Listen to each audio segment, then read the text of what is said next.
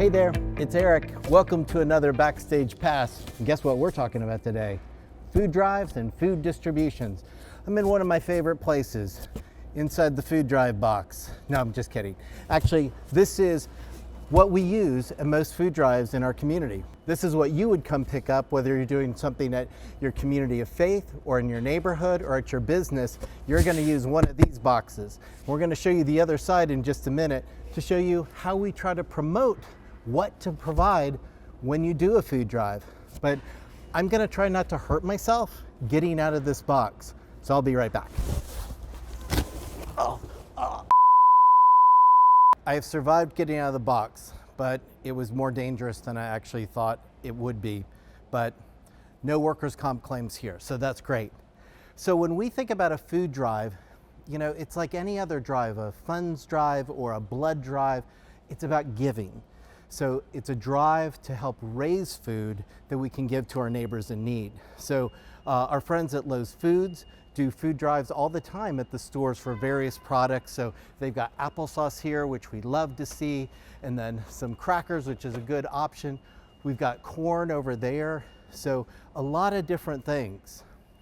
And then we have wonderful businesses and churches and other communities of faith that do individual drives, and even, you know, just neighbors get together to hold the food drive, you know, in a neighborhood or just among friends. And here's an example of that, where we've got soups and rice and a whole different kind of canned goods that are here that are wonderful assortment of things. And on this box, whenever you do a food drive, we actually try to promote the things that we would love to see donated. So that includes things like peanut butter, and then you've got the cooking basics, so people can make a lot of meals, but also fruits and vegetables. Important, we'd love to see unsweetened applesauce, we'd love to see fruits in their own juices, low sodium vegetables. Those kind of things are the best thing because we're focused on nutrition as well as making sure our neighbors have food on the table. So again, food drive is about giving. It is about helping to stock our shelves to make sure we get that food out in the community. Now, the other side of the coin are food distributions. So let's go talk about that. All right, we're moving from food drive to food distribution. Now, we're actually in the area where our partner agencies are picking up today. As we're taping this, it's actually raining, so it's a little bit harder to show you. But actually Chase is going to put some footage of our mobile distribution and probably some of our community distributions.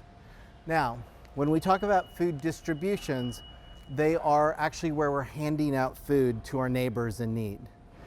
You know, again, distinctive from food drives, again, where we're collecting food.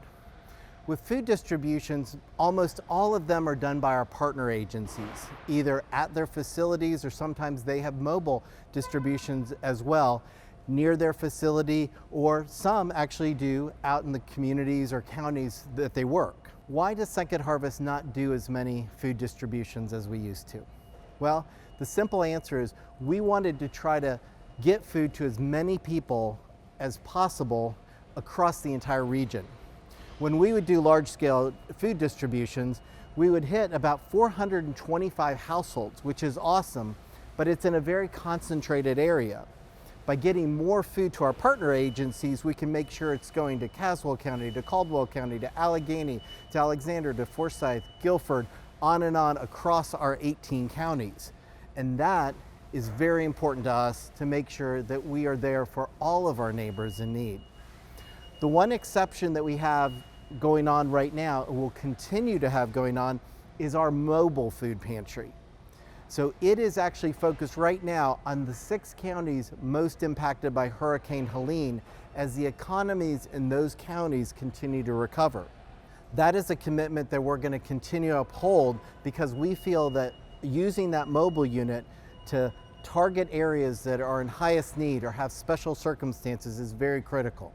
But we're going to limit the other community food distributions that we have to utilize our incredible agency network to get food where it's needed most. So hopefully that gives you an idea of the difference between food drives and food distribution. Continue to ask questions about what we do, and we look forward to seeing you at the next Backstage Pass. Have a great day.